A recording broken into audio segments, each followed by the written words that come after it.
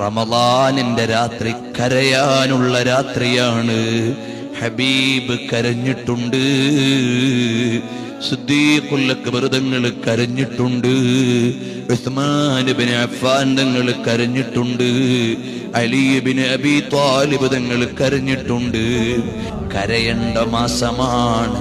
കണ്ണുനീരുകൊണ്ടേ നരകത്തിന്റെ തീയണയ്ക്കാൻ പറ്റൂ.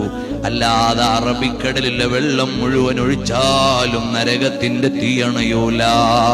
അതേ സമയത്ത് ഒരിറ്റു കണ്ണുനീര് റബ്ബിനെ ഭയന്നിട്ട് നിലത്ത് വീണാൽ അതുകൊണ്ട് നരകത്തിന്റെ തീയണയും. ഈ റമളാൻ വെറുതെയാകരുത്. അബ്ദുല്ലാഹ് ഇബ്നു ഉമർ തങ്ങൾ പറയുന്നു, ഒരു സുബഹിക്ക് ഞാൻ, എൻ്റെ ഉപ്പ ഇമാമാണ്, ഞാൻ മൂന്നാമത്തെ സഫിലാണ്. ഞാൻ പള്ളിയിലേക്ക് ചെന്നപ്പോൾ ഉപ്പ ഖുർആൻ ഓതി കരയുകയാണ്. ആ തേങ്ങൽ എനിക്ക് മൂന്നാമത്തെ സഫിൽ നിന്ന് കേൾക്കാമായിരുന്നു.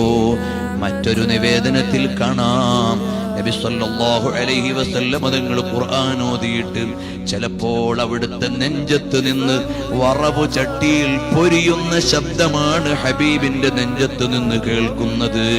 അവിടുന്ന് ഖുർആൻ ഓതിയിട്ട് കരയുകയാണ്. കരയേണ്ട മാസമാണ്. കണ്ണുനീരുകൊണ്ടേ നരകത്തിന്റെ തീയണയ്ക്കാൻ പറ്റൂ.